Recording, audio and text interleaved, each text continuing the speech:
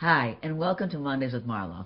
Boy, do we have a treat for you today. We have got the #1 daytime talk show host, judge.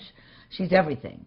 Judge Judy. She's here with us today. And you know what's so great is that she's just announced today, and we're the first show she's on since the announcement, that she's signed up with CBS syndication until 2015, and that is good news for everybody. And for me, and yes, for my kids, and right. for everybody. For everybody. Well, we're so excited you're here. You know, thank you. We get questions over the weekend, and we were really just bombarded with questions for you. Good. Everybody thinks you know the answer to everything. No, that's not true, but I'm ready to start. You're ready to go. Okay. Here's our first question. Now, the viewers are right there. They're waiting for you.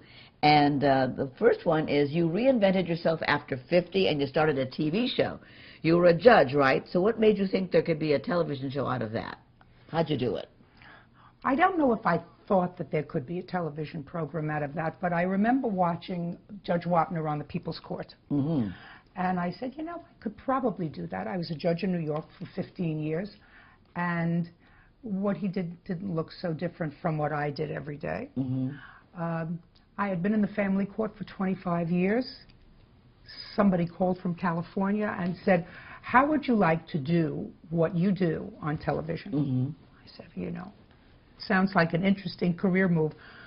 It was a difficult one for me because as a judge, you work for the state of New York. Mm-hmm. You have a great pension. Mm-hmm. You have vested medical care. You have all of those other good things. And going into a new adventure in television was a bit frightening. Right. Because most of the things that are produced for television fail. Right. That's right, sure. And so you're giving up your job because you're not going to get reappointed or reelected again. But it takes a risky guy to do that. Well, it takes a risky guy in a two-income family. Right. So my husband was still on the bench. I see. In New York, he sat in the Supreme Court in Bronx County. And we said, why not? We'll give it a shot.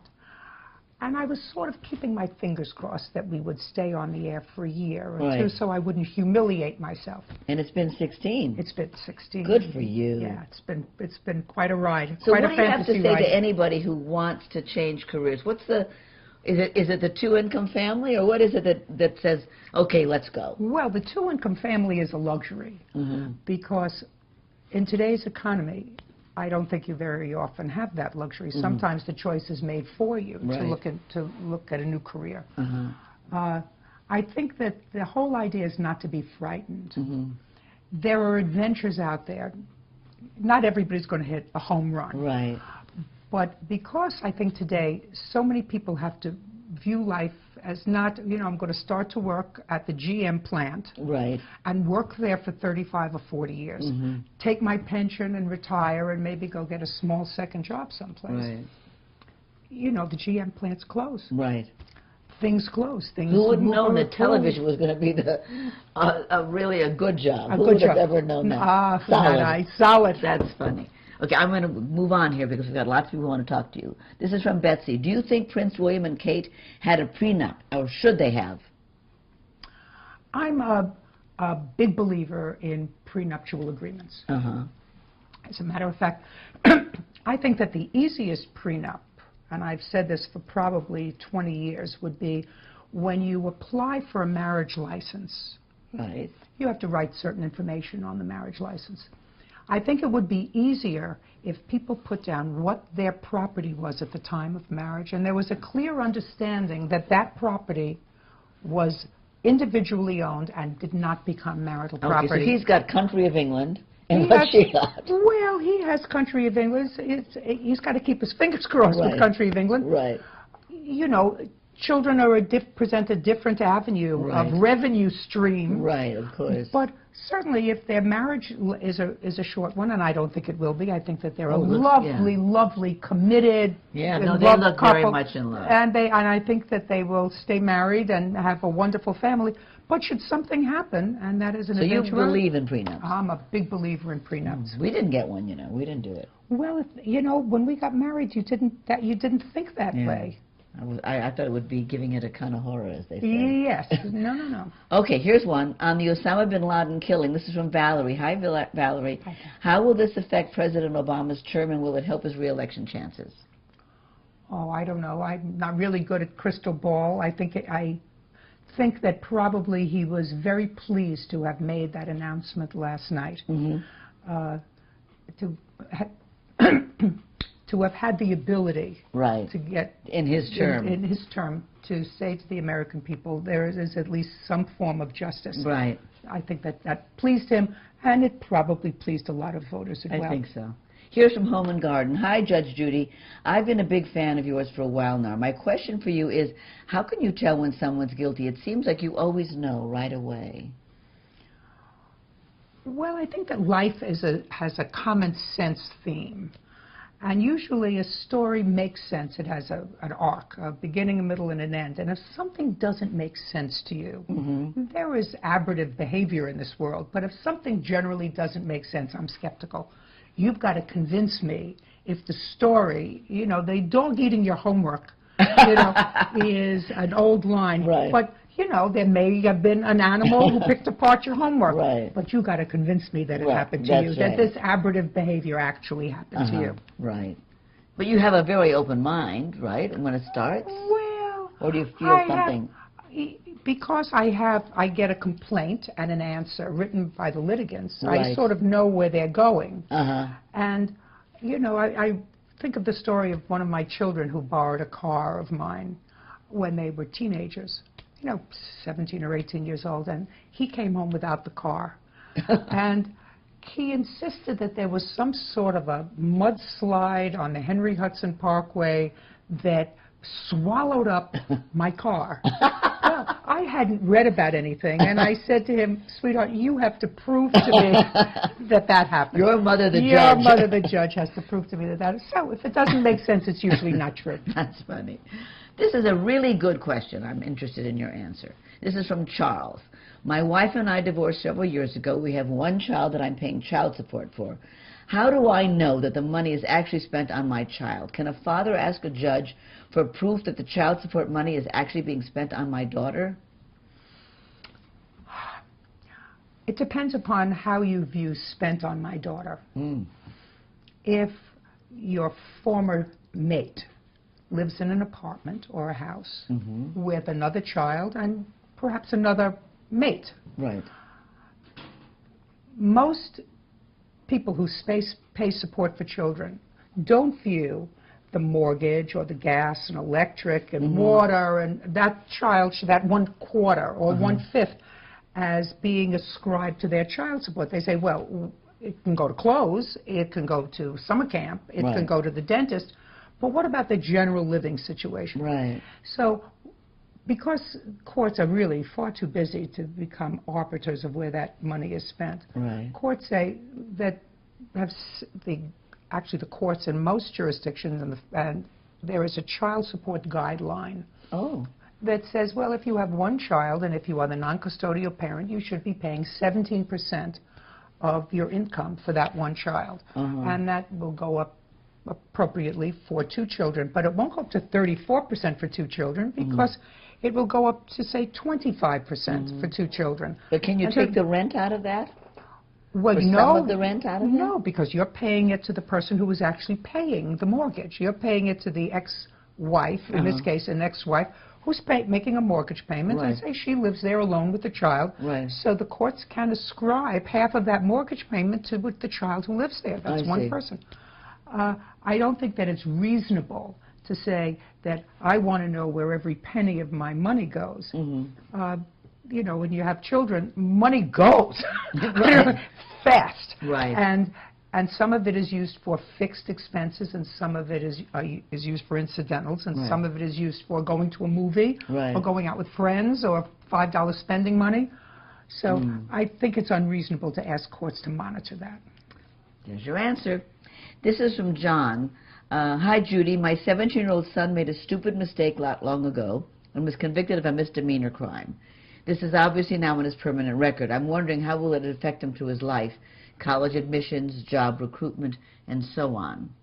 Of course, you don't know what that misdemeanor was, but... You don't know what the misdemeanor was. You don't know if it started out as a misdemeanor or started out as a felony and was reduced to a misdemeanor. It depends upon what kind of crime it was. It really is a shame when young people make stupid mistakes, and if it's the only mistake that they make in their lives, that it follows them. But it can follow you. You know, in certain instances, you can retain an attorney and make a motion to expunge your record after a period of time in many jurisdictions, and depending upon the level of misdemeanor, really what it was. Right. I don't like to tell the story, but I do tell the story since we are in an intimate setting of one of my children who is now a physician, very successful, and a wonderful family guy, and has 2 great kids, and he was 20 years old, and he was on Long Island with some friends, and he was drinking a beer in a paper bag, and they have an open container rule on Long Island. Well, that's not a good thing. Is that a misdemeanor? I don't remember what it was, but what he did, when they said to him, could we see your identification, he took out his brother's identification, who was 23 years old. Oh, my gosh. Well, which is not a good thing, but which is a childish thing to do. Right. Now, the brother at that time was applying for admission to the bar. Oh, God. So it all got very complicated. Now, one is a very successful lawyer and one is a very successful doctor, and that ridiculous episode, fortunately, did not impact on them. Right. But I tell that story because people should know and should tell their children that stupid things that they do, like posting some of the most intimate details of their young lives on the internet, is the most ridiculous thing you can do. Companies, schools, graduate schools, bar associations can open up your Facebook page, look on your Facebook page and see you, at some drunk party, at South Beach during spring break, acting like a fool, doing things that are marginally legal, dressed in a scantily clad outfit or no outfit at all. And it's there. And it's there. You can't suck it back from the internet. I'm not proficient at the internet, but you can't take it back. So you really have to impress upon children that what they do, not when they're 8 or 9, but what they do when they're 16 and 17 and 18 and 19 can have an impact on their whole lives. Come back. And here's something live from Stacy. What are the downsides of taking someone to court over a relatively small amount of money, like $500 or $800? What's the downside? Sometimes stress and aggravation. I've really not been to court personally, other than my work, fortunately for me, but did have the opportunity, and it was really not a pleasant opportunity for me, to have to appear at a hearing where we live in Greenwich, Connecticut, because one of my neighbors did something that was really not right, and we had to stop it. And I went and I was testified, and I said to Jerry, and this was years ago, it was the most stress that I ever felt. Really? My heart was pounding in my chest, and I'm used to being in court. Right. So one of the downsides is your stress. How much is your time worth? How much is your aggravation worth? And what is the likelihood that there is going to be, even if it's a positive result, you're going to get the money at the end? I mean, you can have one of these victories that is empty and get your judgment for $800 and say, well, I'm vindicated. Well, you're only vindicated if you get the money. Right. So there are lots of things that I would think about before I would go into court. I think the stress is amazing. This is from Irene, and she's right here live. Do you sometimes regret any of your verdicts? You know, I've made so many decisions during the course of this now, 25 or 30-year career, that I try to get as much information as I can and make the best judgment that I can with that information. I've never been motivated by anything political or monetary, so I've really tried to use 110% of my effort to get the information and to make a decision. Once you do that, it's not wise to revisit it. In the family court, it was particularly difficult because sometimes you were dealing with whether or not to return a baby to a mother who had been addicted to crack or heroin. And many of my colleagues, some of whom were bright, some of whom were not so bright, but some of whom were very bright and caring people, had incidents where they did take that leap of faith and return a child, and that child was killed. Oh, God. And you never get over that judgment, so that somebody has told you that you've made a bad judgment. Right. I was fortunate, and I think it's just a matter of luck, that I managed to get out of family court without having one of those episodes.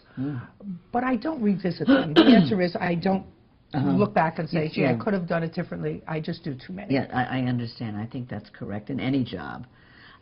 This is live from Charlotte. You seem extremely tough when dealing with cases involving teens. Why is that? Is that true?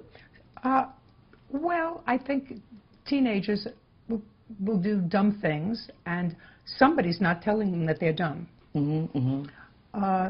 I think so you're trying to change them. I think that the excuse, we've made excuses for children the past 30 or 40 years. It's not really their fault. The teacher doesn't understand them. The teacher's not motivating them appropriately. If they act up in class or punch the teacher or punch somebody else, it's because the teacher didn't learn proper controls. And I remember as a child, when my teacher gave me a U-note that I had to have signed by my mother or father because I had talked down in class or had said something that was disrespectful, I cried all the way home. Yeah, right. I didn't know how my parents were going to respond to that, but I knew it wasn't going to be positive. Right.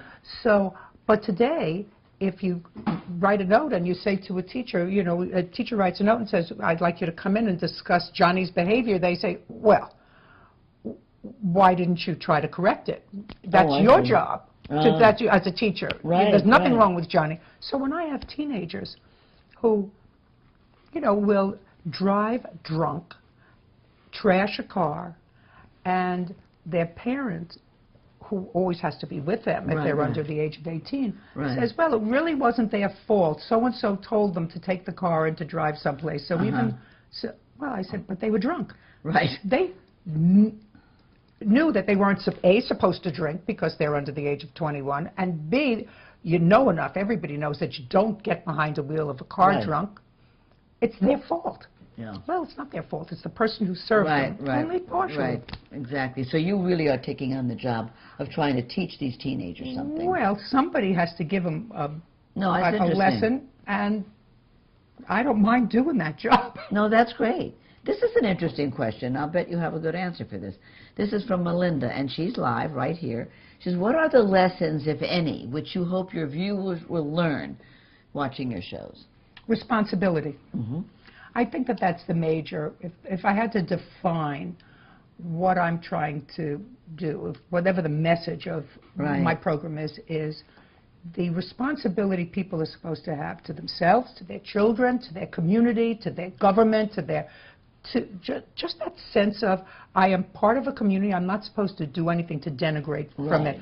You know, if you have, I'm a big believer in, if you have children, you're supposed to support them. Right. That's your job. Right. And if you can only support 2 children, you're supposed to have 2 children. Right. You're not supposed to have 12 children. And also responsibility for yourself. To take care of yourself, and not to spend so much trying to get over a system, work within yourself, because you feel better. I know so many smart people who spend so much time trying to be devious. Yes. And if they spent that much positive effort and energy to fine-tune a skill that they had, to find out what they're good at, to figure out how to exploit that to make a great living, they would be successful. Right. Remotivating. Retooling. I love that it's about responsibility. It's wonderful. I want to get a couple more questions in. In this day and age where technology is so readily available, do you see a lot of cases involving online bullying? We've seen some cases involving online bullying. I must admit to you, I am not literate in this new world of electronics. Right. I think we discussed this. Right. When I say not literate, that's an understatement. My brain just isn't wired that way, and I've been able to escape that. So I don't see the online bullying. Does anybody come to you with a case? Occasionally, people come with online bullying, but there's no difference, but other than more people see it. Right. Bullying is bullying. And have you had bullying cases? Because yes. I'm passionate about bullying. Yes. We've had bullying cases, and how does it get resolved? It's so interesting that the excuses by the parents of the bullier, rather than the person who's been bullied, are sometimes unbelievable. Then we come right back to the word responsibility. They say, well, if it was going on in the school, it was a school problem. Well, you don't teach morals and ethics and empathy in school, and kindness in school. Right. You teach that at home, and children learn by example when they're at home. Right. So that, you know, we don't ask you as parents to teach algebra and science and chemistry and history. So it's the parents' responsibility. That's where it starts. Right. And if you're not doing your job as a parent, don't blame the school because it happened to happen on school grounds. I agree with you completely. It's your responsibility. You made them. I agree. This is interesting. I haven't thought of this. This is from Eva, who's live right there. Do the litigants actually pay out the money to the winner of the case, or does the network pay it? We do not ask the litigants to pay the judgments. However, most of the cases that we have, or many of the cases that we have, involve the transfer of property. You know, you get your TV back, you get your car back, you have to sign the title over to the car. That they must do. They must abide by the decision. If I dismiss a case, which happens half the time, that case is dismissed for all purposes. So it's a mixed bag, but if there is a monetary judgment, the program pays that monetary judgment so that the litigants know that they will be paid if there is a financial judgment in their favor. That seems odd, the network would pay it. I would never have thought that. Well, they do because otherwise we become a collection agency. Oh, I see. Because the people agree, once they file their case in the small claims court and come on our program, to dismiss that case with prejudice, so they can never bring it back to small claims court. So then the program, in addition to producing what we like to think is wonderful programming, would also be a collection agency, which we can't do. Now, this is interesting. This is live from Kyle, and he really needs to know this. I've recently been accepted to a number of law schools. 2 questions. How should I decide which school to attend? And second, how can I know that going to law school is the thing for me to do in the first place?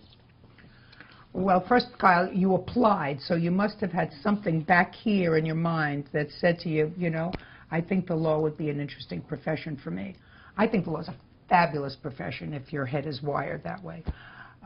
And you applied to law schools already, Kyle, knowing which law schools you had a shot of getting into because of your LSATs and your grades. So you knew that the 4 or 5 that you applied to were within a reality for you. So you've already narrowed that down yourself. Now, once you've been accepted to 3 or 4, I would pick the one where you would have the least distractions. That's great. That's how I feel about going on location as an actress. I love going on location because my phone doesn't ring. Nobody wants anything. I can get my work done. That's so interesting. Here's interesting from Lynn. What is the best advice you can give young people to prevent them from coming before you? You know, first of all, I think, you know, that golden rule that is, I know it's old, but do unto others as you would have others do unto you is really, if we could teach that to our children from the time that they, you know, can learn, have a thinking process, that means don't cheat anybody else because you wouldn't like to be cheated. That's right. Don't hurt anybody else because you wouldn't like to be hurt. Right. Don't act irresponsibly with somebody else's property because you wouldn't like somebody else to act irresponsibly to yours. So, you know, Let's go down the 10 Commandments. That's it. Well, but, you know, that's the one that pops right up. No, that's being a good citizen.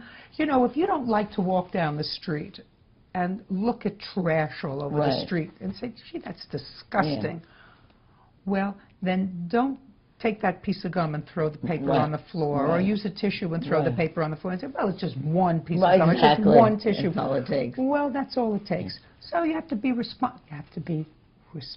That's right. There we go. Oh, here's a good one. I read on an interview, this is from Judy, that you like to play gin rummy with families and coworkers. who usually wins, and are you as tough a player as you are a judge? Well, actually, I'm a lucky gin rummy player, because when you play gin rummy, the good players remember the cards in other people's hands. You know what they pick up? Mm-hmm. And I just worry about what's in my own hand. I worry about my own business. So when I win, it's usually lucky or because I'm playing with a second-rate player. Oh, you're not distracted. This is from Vicky. What kind of challenges have you faced being a female in the judicial arena? Is it different for women? Well, it was, and I'll tell you, do we have time for a cute little story? Yes, go right ahead. Story? We have it. When I was first appointed to the bench in the family court, my second assignment was in the Bronx in New York City. And we shared a criminal court building.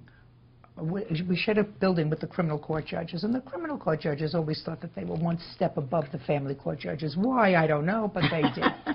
And most of them were men at that time. I was appointed to the bench in 1982. And they had a good old boys' lunch room. One judge was responsible for bringing lunch every day. Really, not only were family court judges not welcome there, but certainly the women were not welcome there. Didn't even know who we were.